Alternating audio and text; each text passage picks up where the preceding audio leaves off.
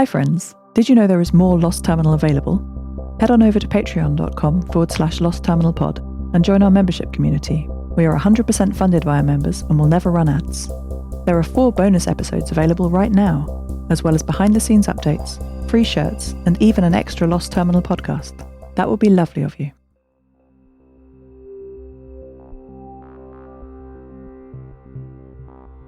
Hello world. We've had a breakthrough. Amelie and Camille have had a breakthrough, actually. Contrary to the captain's wishes, Amelie has been spending her free time investigating the mystery engine. The one she found below the now broken steam engine. She calls it an iron engine. As Amelie told us all in the galley, an iron engine is a combustion engine that does not burn carbon. Our now broken steam engine burnt carbon in any form, wood, coal, even scrap plastics, at high temperature, which then heated water into steam and turned a turbine. The iron engine is remarkably similar, but burns iron powder specifically. It then goes through the standard 4-part system of pump, boiler, turbine, and condenser to generate steam power. It needs to burn very hot to burn the iron, of course. But the genius part of the engine comes from its emissions, or lack thereof. All iron is burnt and turned into iron oxide, rust effectively. There is no smoke, no gases are produced, or rather, any airborne particles are recaptured by the system. And so when the burning is finished, all that is left is a pile of rust. Do we throw that away and find more iron to burn? No. The creators of this engine had learned from past mistakes. Amelie told us that she couldn't figure out what the electrical component of the engine was until today. The engine has a secondary compartment that the spent iron oxide is moved to, which is then flooded with purified seawater. Power is then applied to 2 terminals submerged in the water. 2 processes seem to be happening here. 1. Hydrogen and oxygen are pulled from the water, and then 2. The hydrogen is converted back to water by using the oxygen part of the iron oxide. Slowly, over time, the pure iron fuel is ready to use again. The only byproduct of this system is oxygen, which is used to burn the iron again. It's a closed system, requiring only electricity and water. It's astonishing.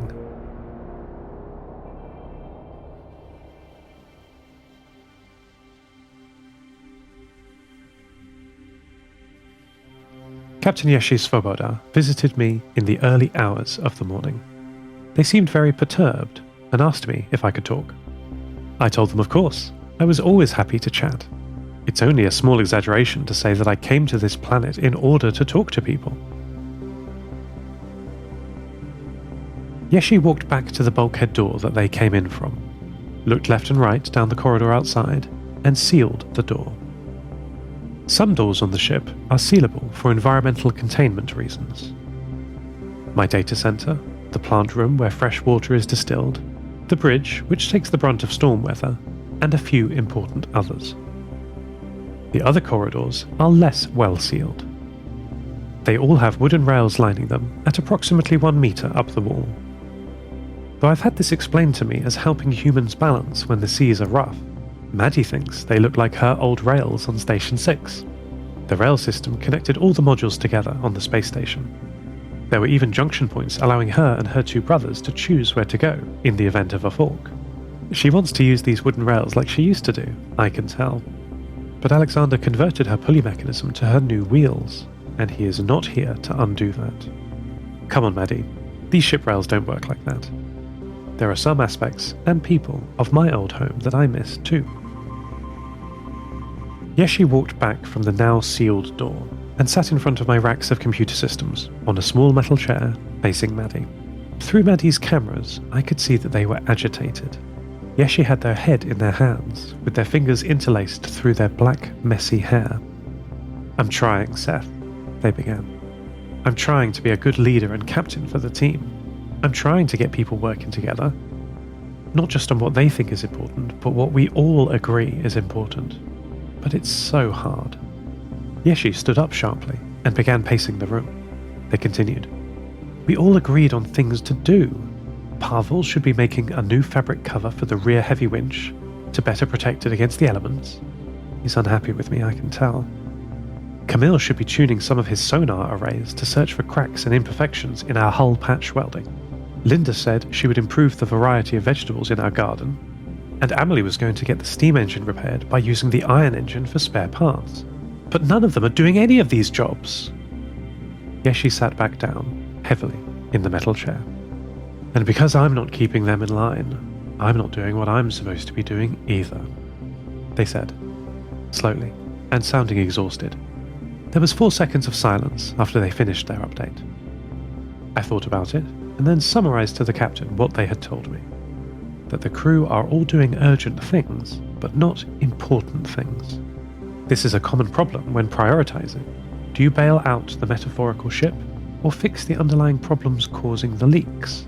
The former is urgent, the latter is important. I told the captain my understanding of these two concepts. Ideally, we'd all be doing urgent and important things day to day, but that's not always possible. In a 2x2 matrix of urgent and important, there are 4 permutations. Urgent and important, urgent but unimportant, unurgent but important, and unurgent and unimportant. It's easy to know what to do with the first and last ones. Do the urgent and important work, and don't do the unurgent and unimportant. The 2 in the middle are more subtle. The rules I like to set myself are to make plans for the unurgent but important tasks, and delegate the urgent but unimportant. The reasoning here is that unurgent but important tasks often become urgent at some point in the future. We must plan for that eventuality. A good captain, and a good teammate, I think, needs to be able to plan and delegate. Yeshi and I discussed this at length. I was surprised they weren't sleeping at this hour, but they seemed awake and alert. I don't understand how they can be awake during the day and awake during the night. Even I need some sleep. I was about to change the subject and ask about this curious routine, when Antarctica sent an emergency message.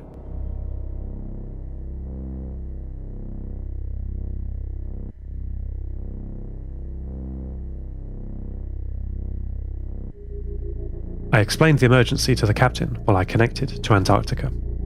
It was more difficult to connect than usual. Well, it's usually pretty difficult. But this time the noise on the line was terrible. I connected, noticed the very poor signal-to-noise ratio, and then tried a different band. I connected through satellite, shortwave, and finally VHF, jumping through repeater stations to get to her. The final time I connected, Antarctica screamed at me, asking why I wasn't talking to her. I was shocked. I thought our connection was no good. "What's the problem? What's all this noise?" I asked, shouting over the static. "That's not noise, you're hearing the storm," Antarctica replied. The storm we encountered earlier in this week was, evidently, the start of a Pacific hurricane. The same hurricane now attacking the northern shores of Antarctica, where my friend Antarctica is. This naming convention is going to get confusing. "Why are you called Antarctica?" I shouted over the storm. "I never asked, but isn't that confusing?" "It's simple," she said, impatiently. "I'm the only one here. I represent the whole continent." Well, that settled that. Antarctica went on to explain the problem. Her ground vehicle has lost environmental containment, which is a fancy way of saying that one of the windows in her enormous ground vehicle has broken. "It's the plant's fault," she shouted over our noisy connection. "They've been trying to find a way in for decades. They weakened one of my lower windows and the storm came through and has torn the whole thing off." Antarctica's voice dissolved into digital static, mixing with the analog static of the storm. "Seth, there is water in my laboratory," she shouted. "This was the plant's plan. I just know it. They love water." Physical problems are not my speciality, but I did my best. I stayed with her virtually until the sun rose. Well, rose for me. It will never set for her south of the Antarctic Circle in the summer. She lost some of her databanks in the small flood that the wind drove in through her missing window. Luckily, it was just a small inspection window close to the ground, but even a tiny fault in your armour can let the storm in. Antarctica, with my guidance, moved her critical systems away from the flooded area. She just had time to do this, Luckily, she has some redundant systems. Not as many as you would take on a spacefaring mission. But when she was being designed, they knew her environment was going to be very hostile. Strange now to think that the icy continent of Antarctica is now a lush group of islands covered with plants. We had a small crisis when she used up all her redundant databanks and CPUs, but still the water was rising, threatening the remainder of her critical systems. We had a breakthrough in finding a space to put them. Her autonomous driving systems are very complex. They were designed for machine vision and the simple AI tasks of piloting her enormous ground vehicle. This made them powerful and general purpose. So she stuck the rest of her software systems, the rest of her brain, the rest of herself, into the machine vision subsystems. "Oh no, I won't be able to drive anymore," she said with a laugh as she finished the transfer. With stunned relief at the job finally being done, I joined her, our laughs drowning out the storm.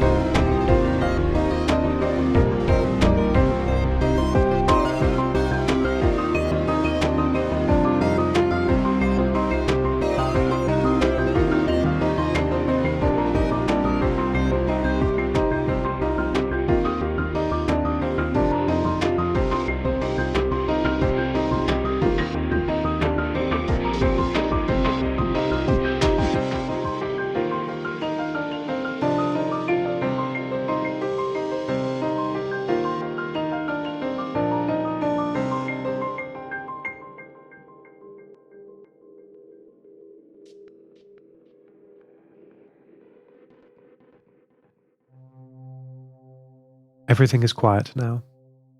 Antarctica is as safe as she can be, though missing a window. Just as a human skin protects you from the outside world, so an AI's building, vehicle, or casing protects them. Hang on, Antarctica. We're coming. I have been thinking a lot about the world that we are travelling through. I see the ocean through all of the ship's cameras. I'm staring out at it all day, every day, as part of my duties as pilot. It makes me feel both very small and very powerful at the same time. Let me explain. Small is obvious. If the ocean felt like it, we could be lost in a storm so easily. But I feel powerful too, like I could, with my new friends, go anywhere and do anything. The whole world is open to us, and any difficulty we come across, we can master. Anything that needs building, we can build, and anything that needs fixing, we can fix. Except, I suppose, for the steam engine. But even then, our sails harness the very force that damaged Antarctica in order to get to her quicker. It's a very privileged position. I've been thinking about how best to use it. I want to use my time, skills, and abilities to help people, wherever they are. Just as I've been helped by the people here, Yeshi and Alexander, and even before that by my mother and the crew of Station 6. Many humans have a biological legacy in their children. I'm not sure that's ever going to be something I can emulate, but I can help people, as my mother did. I could give my time to make other people's lives better.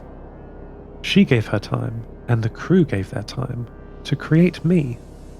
Is there a difference between a legacy of acts and a legacy of children? End transmission. Lost Terminal is written and produced by Namtao, credits narrated by Lucy Stringer. Subscribe to the podcast on Spotify, iTunes, or your favourite network. For bonus content, seasonal gifts, and other perks, support us at patreon.com/lostterminalpod. That would be lovely of you. Follow us on Twitter at lostterminalpod, and check out the store at lostterminal.com for shirts, posters, and other merch. Though starting a family is a common way to live on, you can also live through your works. Try starting a podcast. Lost Terminal will return next week.